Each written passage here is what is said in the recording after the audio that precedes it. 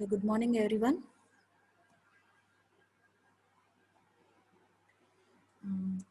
Today I'll be discussing about pharmacotherapeutics in obstetrics. So first, there are many drugs we have been using in an antenatal patient. So today I'll be discussing about oxytocin in obstetrics. So what is meant by the term oxytocin? These are the drugs of varying chemical nature that have the power to excite contractions of an uterine muscle. So they cause uterine contractions.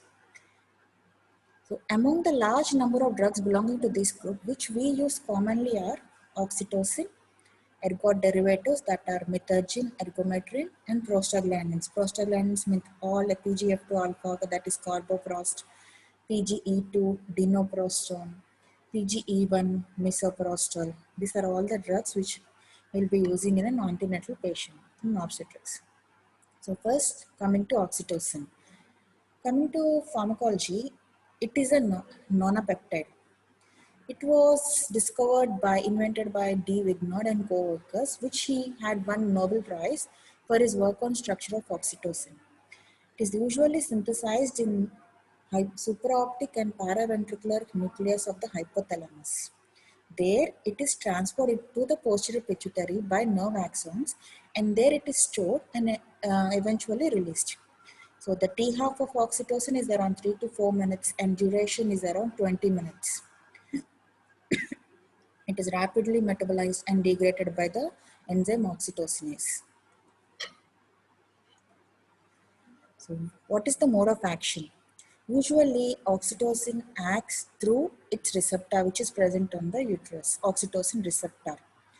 Okay, this oxytocin acts to receptor, and what it causes when it go and attach to the receptor, it causes changes in the voltage mediated calcium channels, where the intracellular calcium is released into the extracellular fluid, and this calcium levels cause actin myosin chain contraction. This leads to uterine muscle contraction. Okay. So oxytocin acts through receptor and voltage mediated calcium channels to initiate myometrial contraction. So if the muscle contracts means both actin myosin chain gets connected. So that causes contraction. When actin myosin chain go forwards, it gets relaxed. It stimulates amniotic and residual prostaglandin production also. Bound intracellular calcium is eventually mobilized from the sarcoplasmic reticulum to activate the contractile protein. The uterine contractions are usually physiological, that is causing fundal contraction with relaxation of the cervix.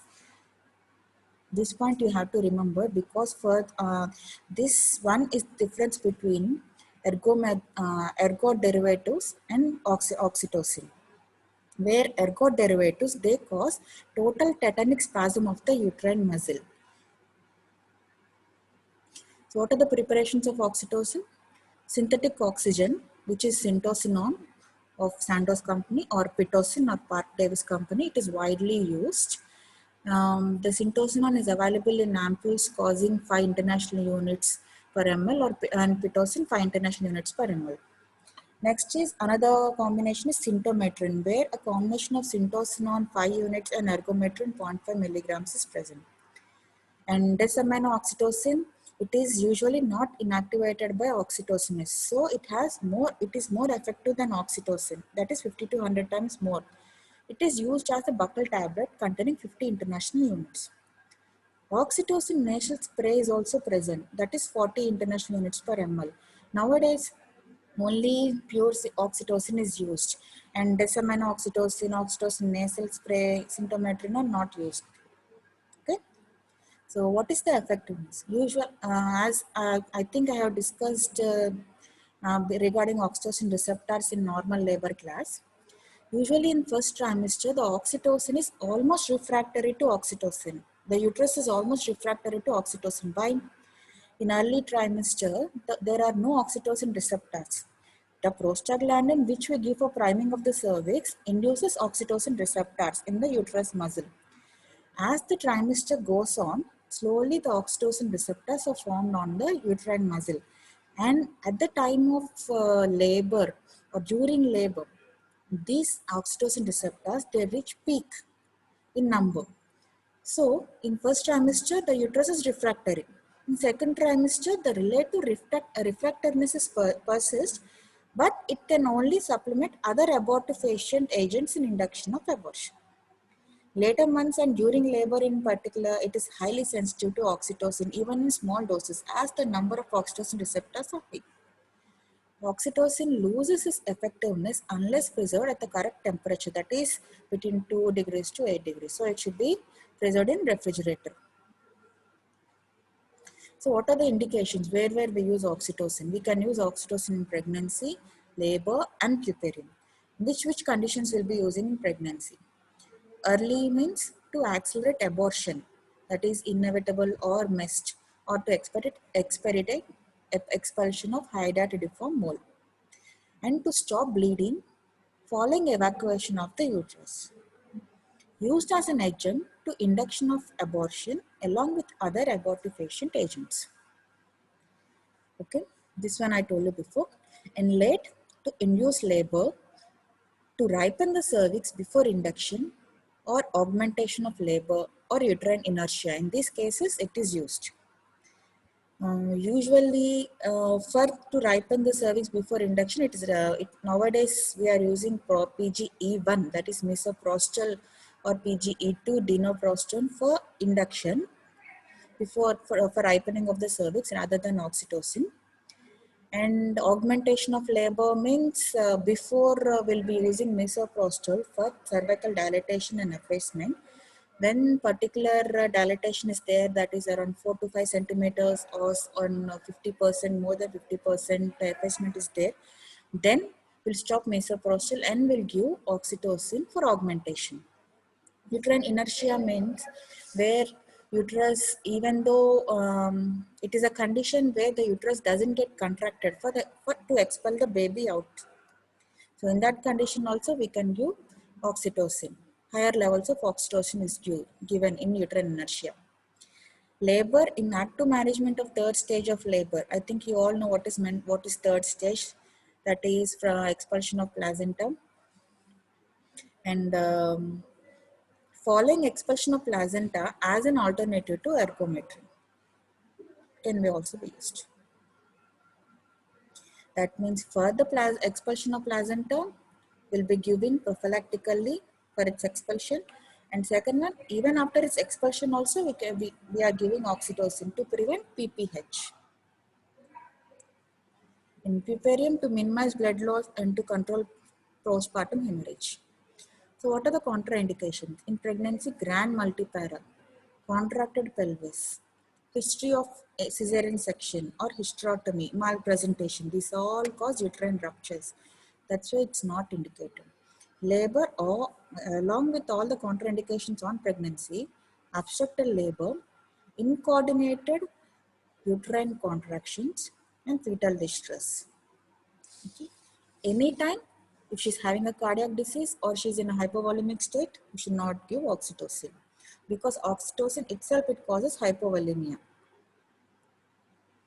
So dangers, what are the dangers means? Maternal uterine hyperstimulation. Suppose the drip rate is not followed accordingly, higher dose of oxytocin is infused, it causes hyperstimulation. So it is a frequently observed side effect.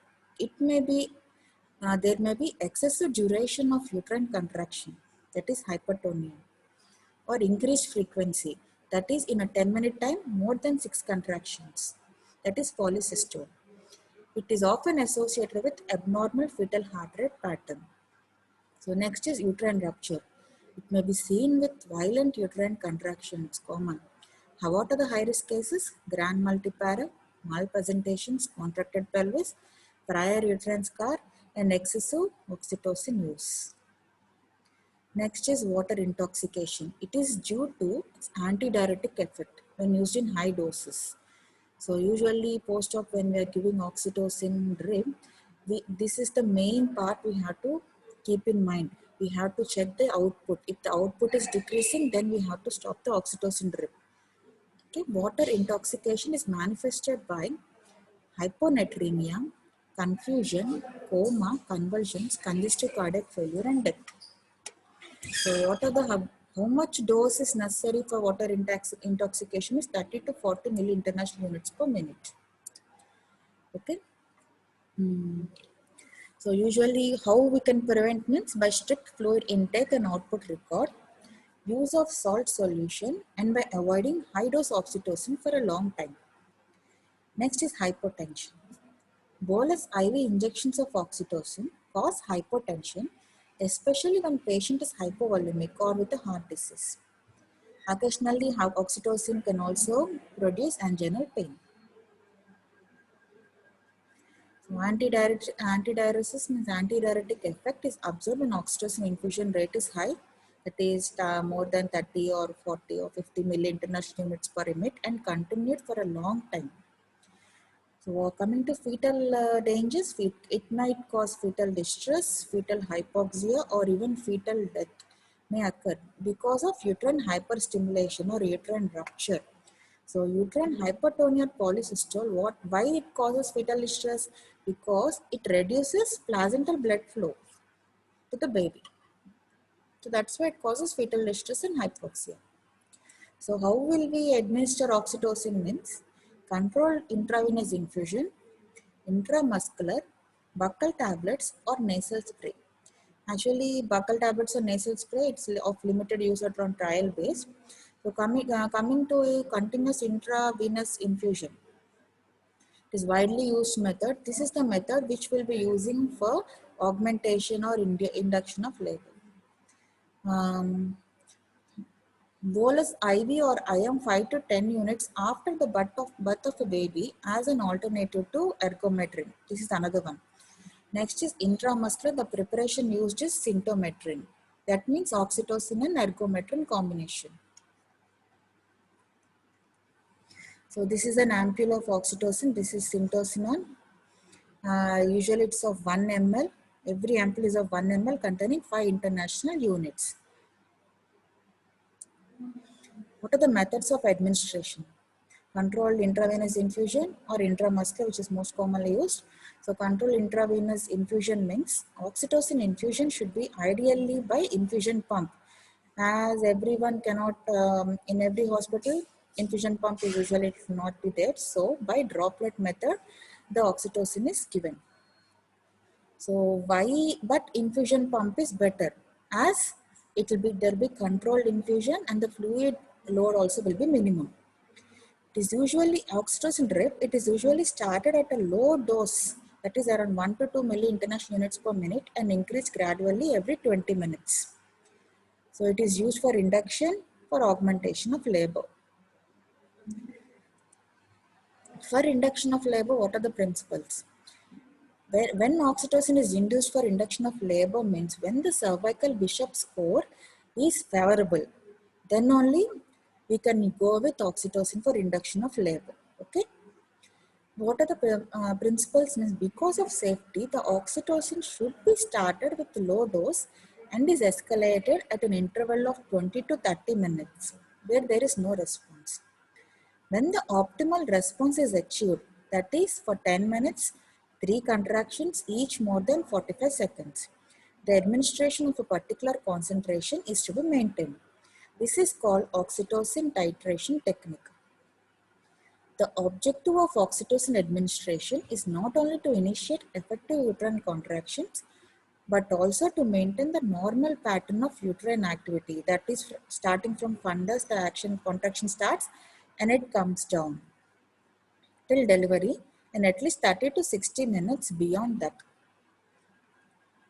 So how to calculate? Nowadays the infusion is expressed in terms of milliunits per minute.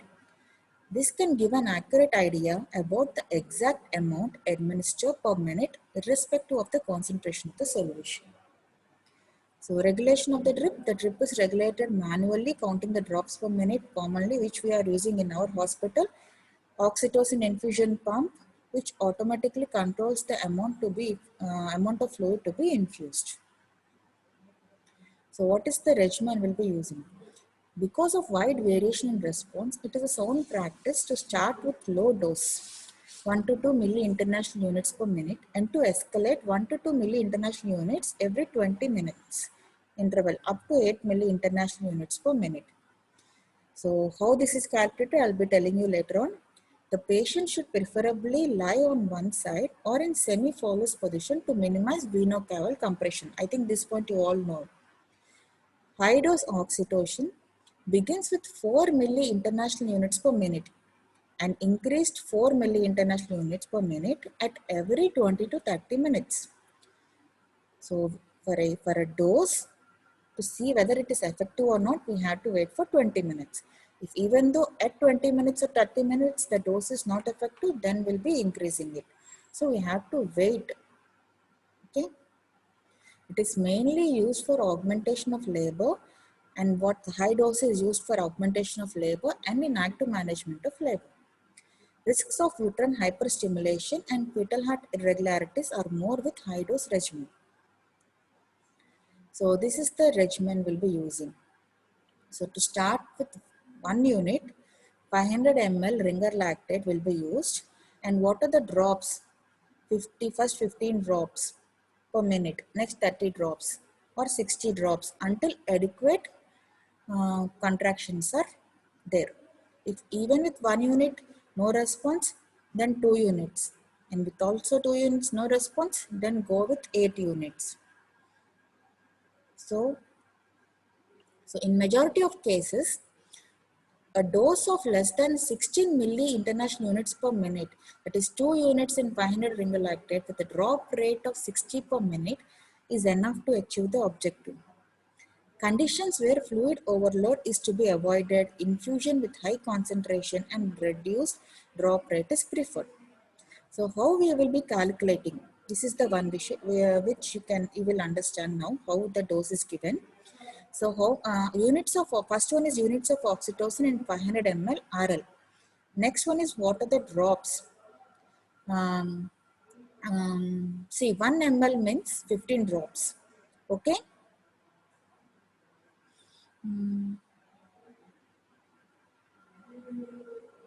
Okay. So if you add 1 unit in 500 ml RL for 15 drops, how much milliunits of oxytocin is infused? So how you will calculate means for 500 ml 1 unit. So for 1 ml, how many units will be there of oxytocin? Likewise, if we calculate for 15 drops, it is around 2 milli international units. And for 30 it is 4, and for 60 drops it is around 8 milli international units. So likewise, if you add 2 units, same 4 and 30 means 8, 60 means 16. 8 units if you add, same for 15 drops 16, 30 means 32, double 60 means 64. Okay, I think you understood this. It's just a simple calculation which we have learned in our school days. We do it, it will be easy. Next is augmentation of labor. Oxytocin infusion is used during labor in uterine inertia or for augmentation of labor or in active management of labor. The procedure consists of low rupture of membranes followed by oxytocin infusion when the liquor is clear. Fetopelvic disproportionation must be ruled out beforehand. So observation during oxytocin infusion. Rate of flow of infusion should be by counting the drops per minute or monitoring the pump should be there. Uterine contraction should be monitored. Number of contractions per 10-minute duration of contraction and period of relaxation should be noted. So I think you all know how to check for contraction, that is fingertip palpation. For the tonus of uterus, in between contractions may be done where gadgets are not available.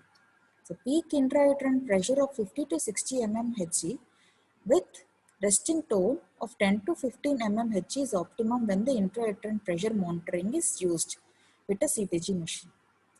Fetal heart rate monitoring is done by auscultation at every 15 minutes interval or by continuous electronic fetal monitoring.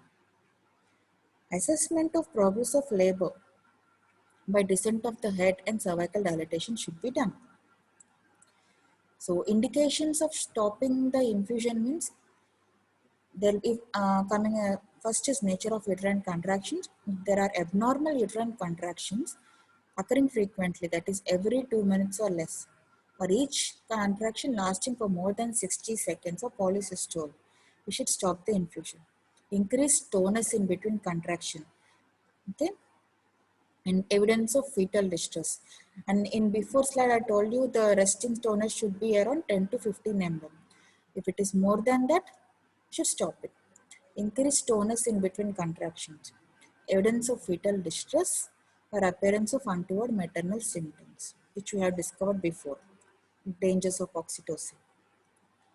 What are the diagnostic uses of oxytocin? One is contraction stress test and oxytocin sensitivity test.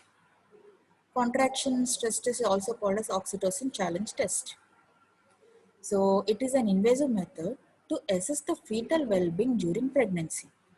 When there is alteration in fetal heart in response to uterine contractions which are induced, it suggests fetal hypoxia. So what is the principle? The test is based on determination of the respiratory function of the fetoplacental unit during induced contractions when the blood flow to the unit is curtailed. Why the blood flow through the unit, fetoplacental unit is curtailed? Because of uterine contractions. The objective is to detect the degree of fetal compromise so that a suitable time can be selected to terminate the pregnancy. In which cases this contraction stress test is done in intrauterine growth restriction to know the time of delivery, post-maturity, hypertensive disorders of pregnancy, and diabetes. So in which cases it is contraindicated means already it is a compromised fetus, then we should not do it. It might cause fetal death. And previous history of cesarean section or hysterectomy, anything, it is a previous history of uterine scar is there, you should not do, as it causes uterine rupture. Complications likely to produce preterm labor, antepartum hemorrhage, and multiple pregnancies. We should not do this test. So what is the procedure? The oxytocin infusion is started in a small manner, as mentioned before, that is 1 to 2 milli international units per minute. The initial rate of infusion is 1 milli international unit per minute, which is stepped up at intervals of 20 minutes until the effective uterine contractions are established. So while increasing it, we'll see whether there is any alteration of fetal heart rate during contraction is there by a CTG, that is electronic monitoring. Alternatively, clinical monitoring can also be performed using hand to palpate the hardening of uterus during contraction, and auscultation of fetal heart rate during contraction and for 1 minute thereafter. So it takes around 1 to 2 hours to perform the test. This is the way by how we'll be uh, seeing how the uterine contractions are present or not, how the uterine contractions of how much time it is present with the fingertip palpation. When the uterus is contracted, you will feel the hardness. When the uterus is relaxed, you will feel the softening of the uterus. So how will you interpret? Positive means persistent late decelerations of fetal heart rate with 50% or more of uterine contractions. The negative means no late or significant variable deceleration. Suspicious means intermittent late or variable decelerations are present. Unsatisfactory means less than 3 contractions per 10 minutes or unpredictable tracing is there. Hyperstimulation means decelerations with contraction lasting for more than 90 seconds or occurring more frequently than every 2 minutes. So this is the fetal heart rate, and the upper one is fetal heart rate and lower one is contractions, uterine contractions. So how we'll see early deceleration means the deceleration starts when the contraction starts. Here, see, this is the early deceleration. Here the contraction starts and the deceleration starts when the contraction starts. Okay, reaches its peak at the peak of contraction, and the one contraction decreases, the deceleration also decreases. This is the early deceleration one. And late deceleration means when the contraction is at its peak. Okay, here the contraction starts But here you can, there is no deceleration, dip. So when the contraction reaches its peak, then the deceleration starts. So when the contraction at peak, the deceleration starts, slowly it comes down when the contraction ends, and then the deceleration decreases. Normal fatal heart rate comes. So variable means it not in respect to the contraction. It can start either at the start of contraction or at the midpoint or at later part. It varies. Variable shape will be there. Okay. So early, late, and variable decelerations. So this is oxytocin. Next, coming to ergot derivatives. Out of many ergot derivatives, only two are used. That is ergometrin, ergonomine, or mitergin, methyl ergonomine. Coming to chemistry, it is an alkaloid. It is isolated by Dudley and Moir in 1935 from ergot. See, when a drug question comes to you, the question you have to answer like this only. Okay, chemistry of the drug should be there. Then how I have told you the oxytocin, how it is given in the textbook, you have to answer likewise only in the exam also. The chemistry part should be there for a drug. Okay, and also who isolated the drug in which year. If you write that, you will get good points. Okay, so ergometrin is an alkaloid isolated by Dudley and Moir in 1935 from ergot. A fungus. Just a minute. A fungus Clavusus purpura that develop commonly in cereals like rye and wheat. The alkaloids are detoxified in the liver and eliminated in the urine. Okay. Methergin is a semi-synthetic product derived from lysergic acid. So what are the compositions? Ergometrin. Ampules are 0.25 to 0.5 milligrams. Tablet form is also present, that is 0.5 to 1 milligrams. Methergin, ampoules is 0.125 to 0.25 milligrams. Tablet is also present, same as Sintometrin. As before I have told you, 5 units syntocinon and 0.5 milligrams ergometrin. So usually in our scenarios, we'll be using Methergin mostly. Okay. So what is the mode of action? Previously I told you while discussing oxytocin that ergometrin acts directly on the myometrium. It causes uterine contractions which come frequently one after the other with increasing intensity, that the uterus passes into a state of spasm without any relaxation in between. The tetanic spasm it goes into. Normal polarity of your contraction is not followed here.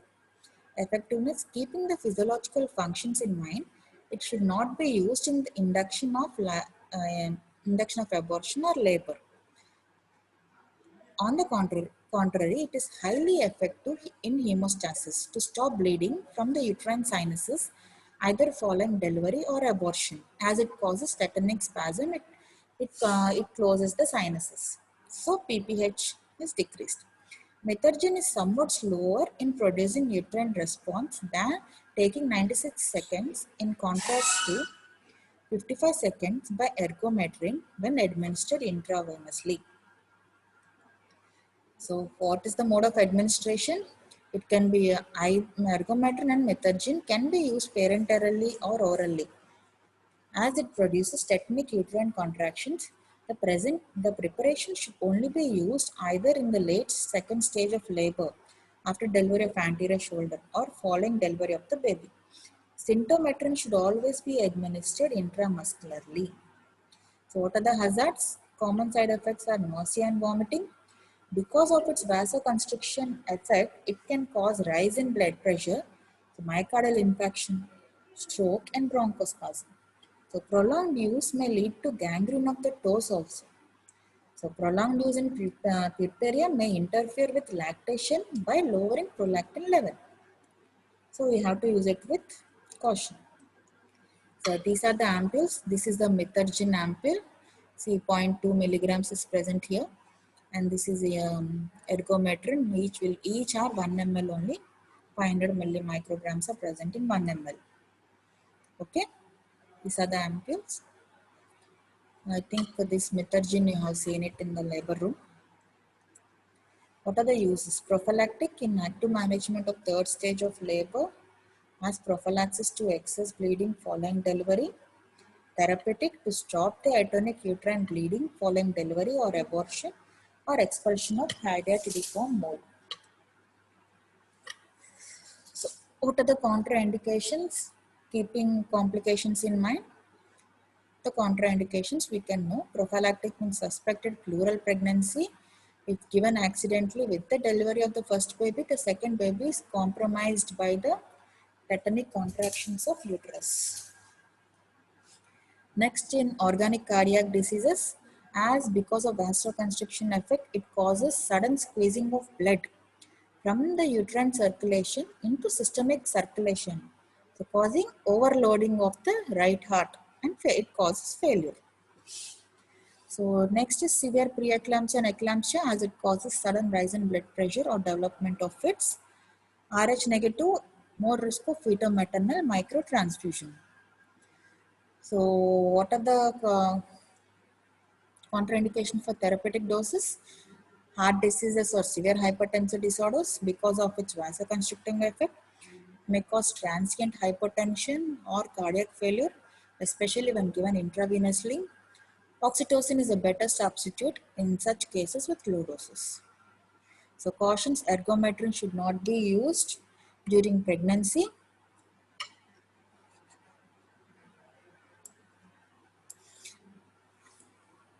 Ergometrin should not be used during pregnancy, first stage of labor, second stage prior to crowning of the head, and in breech delivery prior to crowning. So when it is used, only after delivery of the baby, delivery of the placenta. Comments as a hemostat, it is used as a hemostatic in uterine hemorrhage following expulsion of the fetus, irrespective of duration of pregnancy. Ergometrin or Methergine is the drug of choice. So for PPH, it is the drug of choice. On the contrary, oxytocin is predominantly used to initiate uterine contraction and to accelerate uterine contractions in labor. Okay. So what are the comparative study of onset and duration of action of different oxytocics? First is IV. We'll be seeing ergometrin, methergine, sintometrin, and oxytocin on peripheral uterus. So IV onset of action is around each ergometrin is 1 minute, methergine 1.5 minute. IV, if it is given sintometrin, usually it is not given as IV. Syntocinon 30 seconds. IM onset is somewhat late, 6 to 7 minutes. Methergine also 7 minutes. But sintometrin is 2.5 minutes. Oxytocin is also 2.5 minutes. Oral 10 minutes, but sintometrin, syntocina, it's not given orally. So duration of action, both methergine, ergometrin and sintometrin is around 3 hours, but syntocinon is 8 minutes. So what are the difference between ergot derivatives and oxytocin? Mode of action, these ergot derivatives, they act directly on the myometrium, causing tetanic contractions with complete loss of polarity. Here, oxytocin, it acts in the physiological uterine contractile system. So law of polarity is maintained. Onset of action and duration, comparatively slower. Oxytocin is faster. Duration, ergot derivatives are longer sustained. Oxytocin, short sustained. So clinical uses, ergot derivatives, it is to stop hemorrhage following delivery, abortion, expulsion of hydatidiform mole, and prophylactic use in third stage to hasten separation of placenta and to minimize blood loss. Oxytocin for induction of labor, augment uterine contractions during labor, stop postpartum or post-abortal hemorrhage along with ergometrin or in isolation. Hazards for ergot derivative, nausea, vomiting, rise in BP, stroke, rarely gangrene of the toe. Oxytocin means uterine hyperstimulation, uterine rupture, antidiuretic effect, water intoxication, anginal pain, or rarely hypotension. So coming to prostaglandins,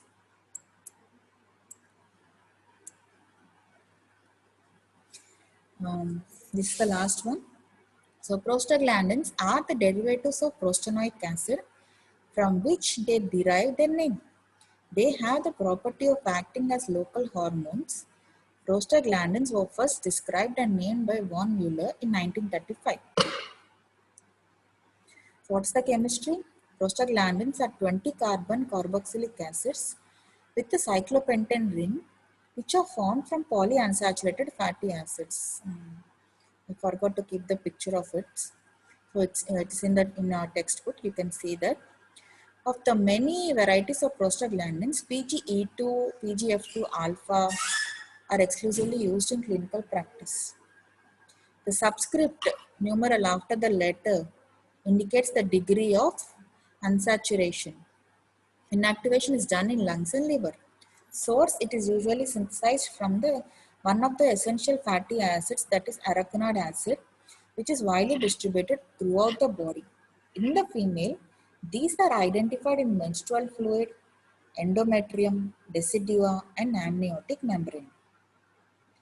So, increased biosynthesis of prostaglandins of E and F series in the uterus is a prerequisite for labor, both term and preterm. These are paracrine or autocrine hormones. That means they act locally on their site of production. Their half-life is around 1 to 2 minutes. So, PGF2 alpha is produced by decidua, that is carboprost. PGE2 dinoprostone, it is produced by fetal membrane, that is amnion, and PGI1 prostacyclin, it is produced by myometrium. PGF2 alpha promotes myometrial contraction. PGE2, it induces labor with cervical effacement and dilatation. So it shortens induction to delivery interval. So prostaglandins promote myometrial contraction irrespective of the duration of gestation. So that's why these prostaglandins are used in early trimesters for abortion. Whereas oxytocin acts predominantly on the uterus at term or in labor.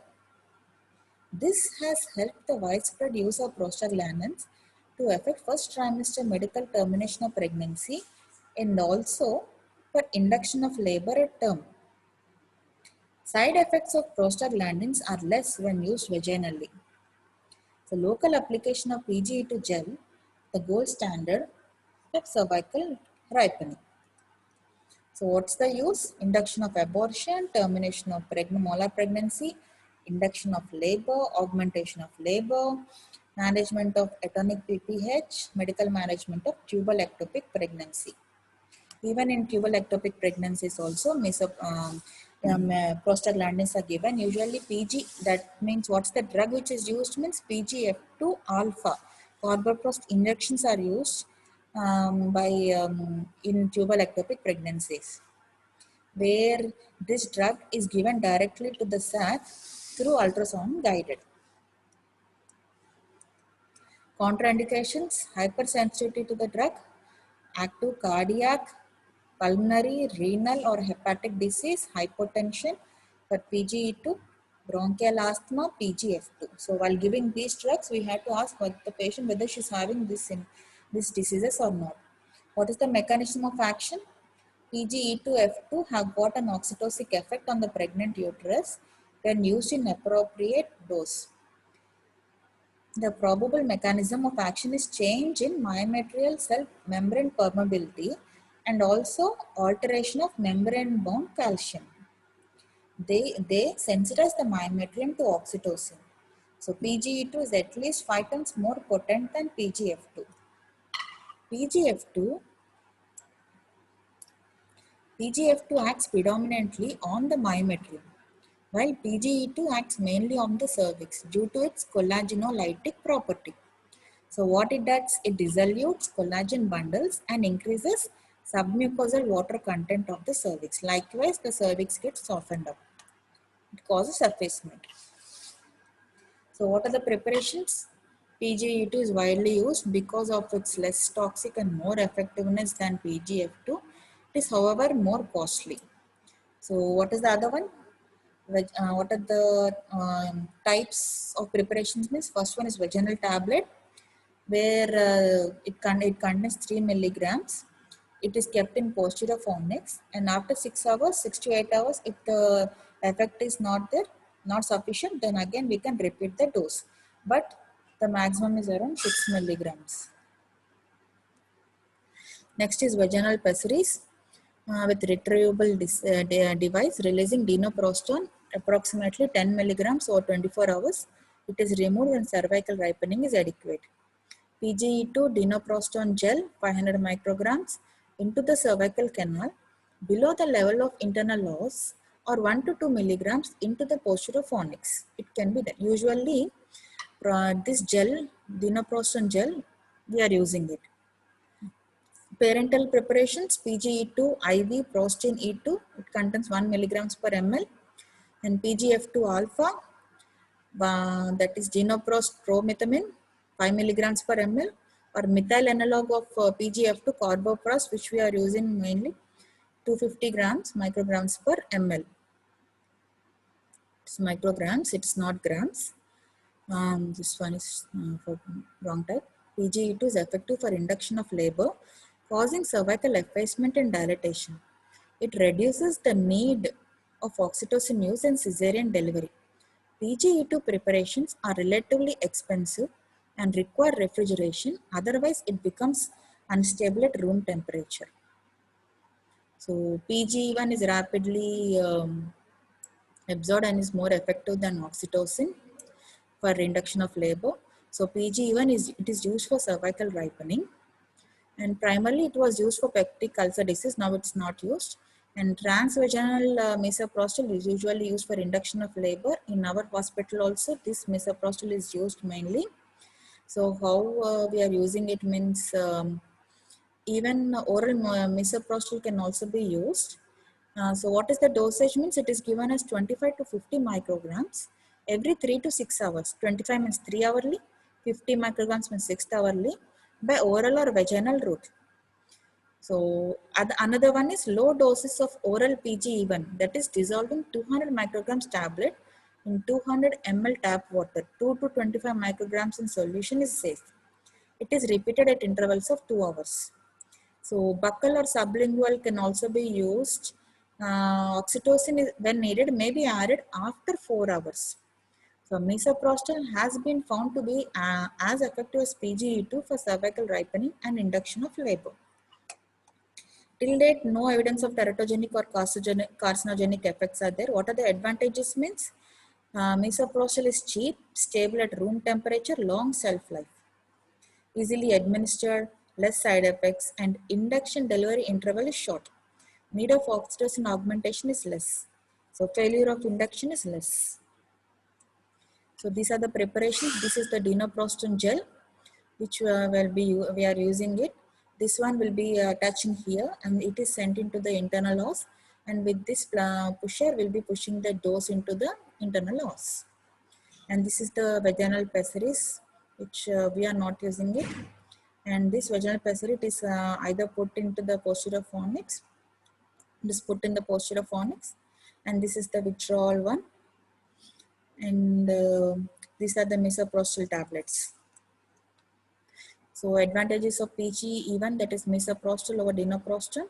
It is cheap, stable at room temperature, long shelf life, easily administered, and has less side effects. Induction delivery interval is short. Need of oxytocin augmentation is less. Failure of induction is less. What are the risks? Risk of tachysystole, hyperstimulation, fetal heart rate changes, and meconium passages are high. Uterine rupture, though rare, is seen. So tachysystole means contraction less than 5 in 10 minutes time, averaged over a 30-minute window. It is also seen. It may occur spontaneously or stimulated labor. Fetal heart rate changes may or may not be present. So advantages means it has got powerful oxytocic effect, irrespective of the duration of gestation. It is used in induction of labor with low pre-induction score, intrauterine fetal death. It is used in induction of abortion, that is PGE1 with success, no antidiuretic effect, and misoprostol for augmentation of labor. Disadvantages, it is costly compared to oxytocin, and nausea, vomiting, diarrhea, fever, bronchospasm, tachycardia, chills are present. Cervical laceration with PGF2 when it is used as an abortifacient, hyperstimulation of the uterus may occur, and uterine rupture with previous scar scenario, it can occur. So on the whole, all the oxytocics have got their place in obstetrics. To arrest PPH, methergine or ergometrin is the drug of choice. In refractory cases of atonic PPH, PGF2 alpha, that is carboprost, or misoprostol 1000 micrograms rectal is an effective dose. For induction of labor, first choice is prostaglandin. Later, if the Bishop score is favorable, oxytocin can be used. So misoprostol has certain advantages over oxytocin. In augmentation or acceleration of labor, oxytocin is the best one. For induction of abortion, prostaglandins have got advantage over this. That's all. So another remaining drugs I'll be discussing in a later class. So any doubts?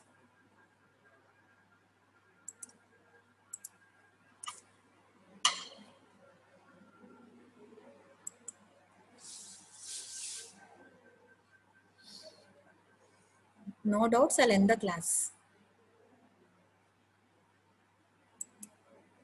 Okay then.